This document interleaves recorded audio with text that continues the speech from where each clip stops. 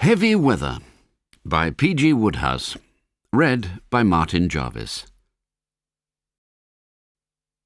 Sunshine pierced the haze that enveloped London.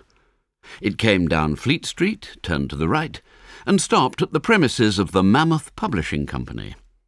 Entering through an upper window, it beamed pleasantly upon Lord Tilbury, founder and proprietor of that vast factory of popular literature, as he sat reading the batch of weekly papers which his secretary had placed on the desk for his inspection. Considering what a pleasant rarity sunshine in London is, one might have expected the man behind the Mammoth to beam back. Instead, he pressed the buzzer. His secretary appeared. He pointed silently. The secretary drew the shade, and the sunshine, having called without an appointment, was excluded. "Oh, I beg your pardon, Lord Tilbury." "Well?" "A Lady Julia Fish has just rung up. She says she would like to see you this morning." Lord Tilbury frowned. He remembered Lady Julia Fish as an agreeable hotel acquaintance during his recent holiday at Biarritz, but this was Tilbury House, and he did not desire the company of hotel acquaintances. "Did she say what she wanted?" "No, Lord Tilbury." The secretary withdrew.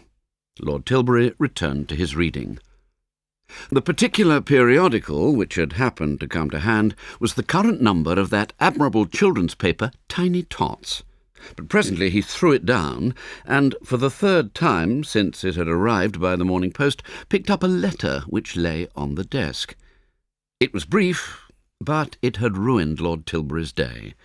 It ran, "Blandings Castle, Shropshire. Dear Sir, enclosed find cheque for the advance you paid me on those reminiscences of mine.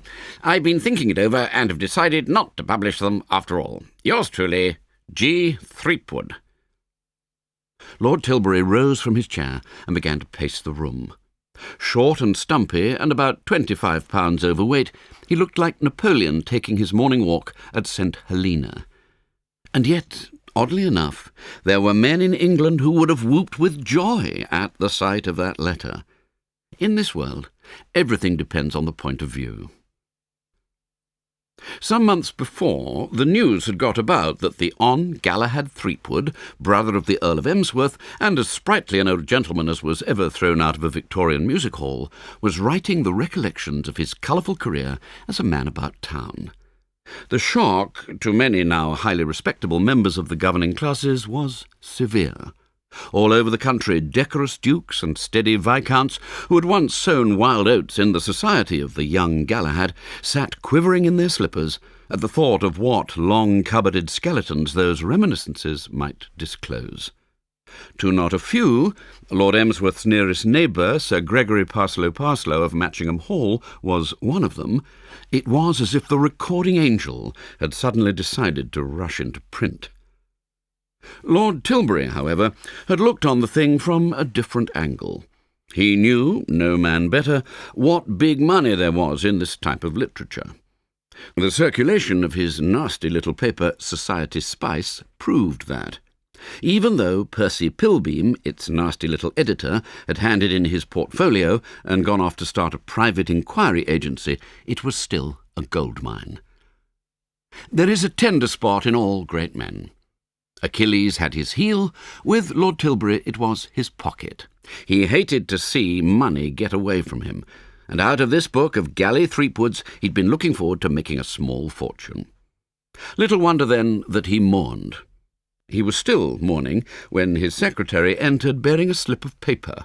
Name, Lady Julia Fish. Business, personal. At a time like this. Tell her I'm... And then there flashed into his mind a sudden recollection of something about this Lady Julia Fish. The words Blandings Castle seemed involved. He turned to his Debrett's peerage and searched among the E's for Emsworth, Earl of. There it was. Lady Julia Fish had been born Lady Julia Threepwood. She was a sister of the perjured Galahad. That altered things. The woman would not be calling unless she wanted to get something out of him. To inform her in person that she was most certainly not going to get it would be balm to his lacerated feelings. "Ask her to come up,"